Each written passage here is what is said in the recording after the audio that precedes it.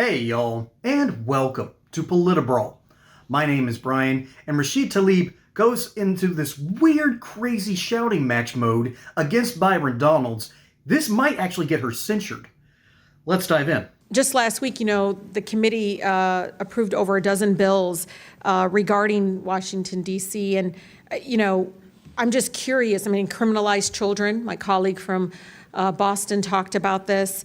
It basically interfered with legislation already passed by the local government.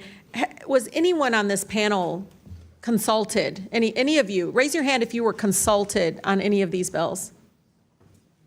Yeah. We were not. One of the things that, AG, I've been listening to you. One of the bills actually eliminates your position completely. What effect would that have? Completely eliminating your position in regards to be able to do the job that you do to protecting all the families in Washington, D.C. We'll start with the fact that more than 70% of the residents of the District of Columbia overwhelmingly voted for having an independent elected attorney general. That's right. And that's a recognition of the fact that when an attorney general is directly accountable to the people, directly responsive to the people, we are much better at doing our job in terms of addressing housing affordability and conditions in slumlords, seniors and consumers who are being scammed, addressing the issues that are most important to D.C. residents, because I am accountable to them. I read wage theft is an issue, workplace discrimination. There's a number of issues that need to be addressed, and they're not going to address that. They want to paint you all as this ugly, dark, all just out in the street. The way, it's just unbelievable because they all live here. I don't see it. I don't see what they see. I don't understand why we're allowing that to happen, because I actually think it's going to hurt our communities. People are going to look at Washington, D.C. folks in a way that I think is going to be very painful, but also, I don't know, Mr. Jackson, I heard the stories. People didn't leave their homes. They weren't leaving their homes. Businesses didn't see people coming into, that's what we want in our nation's capital. Stay in your house, don't move, don't go anywhere, stay fearful. It's unbelievable that my colleagues continue again to eject this narrative and this rhetoric in regards to it. But I think it's important, Mr. Chair, just like in D.C. Home Rule was one out of Black freedom struggle in the fight for civil rights, we can't be passive right now. So nobody over there should take anything we say so personally, as if we're attacking them. No, we're attacking a process. We're not attacking people here. And I think it's really important. We need to stand up against this fascist takeover. That's not a bad word. It's a fact. And here in D.C. and across the country, it is so incredibly important, Mr. Chair, that this committee does not allow rhetoric that defames or paints Washington, D.C. in a way that you all haven't really truly seen. You're just reading it. No, you're just reading it or something off of some. Will the gentlelady yield to a question? Yeah, I think it's really important. Will the gentlelady yield? No, I don't yield. I don't even have time. I can tell you. Your time's expired. It is expired, but Mr. Chair, nice.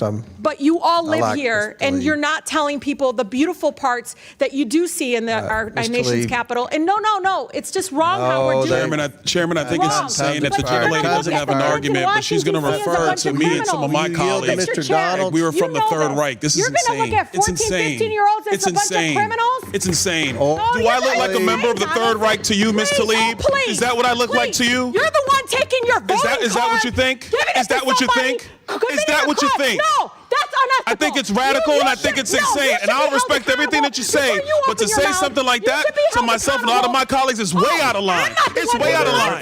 It's way out of line. Regular order, Mr. Way out of line. Regular order. That's okay. But it's okay, right? That is not how it goes. It's okay, right? You hold yourself accountable before you talk about Hold Washington, myself D.C. accountable. Mr. Tlaib. Washington, Hold D.C. your out own of your self mouth. accountable. How Keep about it out of that? your mouth. Hold your own I'm self trying, accountable. Mr. How about that? Free D.C. and make sure you vote with your own voting card. Don't be giving it to somebody Mr. else. Tlaib. All right, time. Chair recognizes Ms. Bobert from Colorado. Order. Wait a minute, Ms. Bobert. All right. Did the circus just come to the Congress? Because a circus is missing a clown. Okay, this is clown actions with clown logic, ending in a clown shouting match. Folks, Tlaib needs to be censured for this, and perhaps kicked off the committee entirely. This woman cannot work underneath the rules where you have a set allotted time of 5 minutes to speak your mind without insulting anyone, and yet by the end of this, she is screaming at Byron Donalds. Over what? Him calling out the fact that she's calling people fascist? First off, when you're dealing with insipid insanity like this, you actually have to deal with what they're talking about. Because the more you just roll your eyes and move on, it means there's more space for them to continue to grow. It must be combated. And so when she is calling someone a fascist, remember this. When liberals are pointing fingers, they tend to be reporting on themselves. Here's what I mean. Fascists believe in this ideology, okay? You want to know what a fascist actually thinks? A fascist is someone that looked at Karl Marx and said, we like your dictatorship of the proletariat, but we recognize the need for private property. Therefore, their actual mantra is nothing outside of the state, everything serving the state. Spain had a fascist dictatorship. Chile had a fascist dictatorship. Germany definitely did. Italy definitely did. Romania had this for a time. And you can make an argument that a couple of our presidents have really liked this. FDR, for instance. The ideology of everything serving the state is something that only people, the only people who truly understand it are communists, as a matter of fact. And they hate fascists because the communists can never fully admit that private property is actually a good idea. The fundamental ideas of Karl Marx fail every time when you realize that, again, private property is supposed to be a thing. Capitalists do not think in these statist terms. Conservatives don't even think in these statist terms. Most liberals don't even think about it. The only reason that this is getting brought up is because the left continues to make this. You know what? I can't bring that up right now. I was actually working on this idea this morning. How do you actually create fascists? And there's three ways to do it, and then there's a fourth accelerated way. Number one is foreign control of your government. Basically, the native population isn't controlling their own government. Typically, you need something like colonialism or an occupied country, or perhaps a nation completely ruled by the League of Nations, and not to mention Great Britain and, well, France. That's what created the Weimar Germany insanity. Then you need an unstable economy. Third, you need an antithetical culture, and that is a culture that is not congruent with the native population's culture.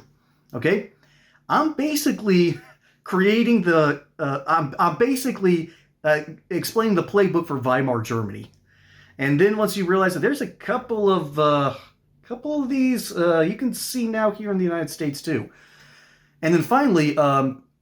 Communistic failure. That's the accelerated way to get to fascism, because it takes a shortcut of having communism and all those other factors rolled up into one, but then you realize, yeah, you need private property. And instead of actually talking about what a fascist is, to most leftists, fascism is simply anyone with standards and authority. I don't think those definitions match. They don't. The only reason that the left keeps on bringing it up is because fascism is what leftism always devolves into. Okay? Soviet Union was not technically communist. It became fascist because they were forced to allow people to own private property. But there was nothing outside of the state, and everything served the state. Same thing for the Chinese communists. They're not communists. They're fascists. Okay? The only folks that are communists, I believe, I think you can put Cuba in that category. North Korea, you can put in that category. But nearly every single time, these communist countries end up becoming fascistic. And so the left inherently hates fascism because they know the truth, or their little minions, their useful idiots, as Lenin liked to call them, run around, talk about this nonsense, and then blame conservatives who are typically in authority, or liberals who are typically in authority, and accuse them, they're the fascists. And no one wants to have a proper conversation on what it actually is, because it's just so taboo. I've been on this weird thought train about what is taboo in our society.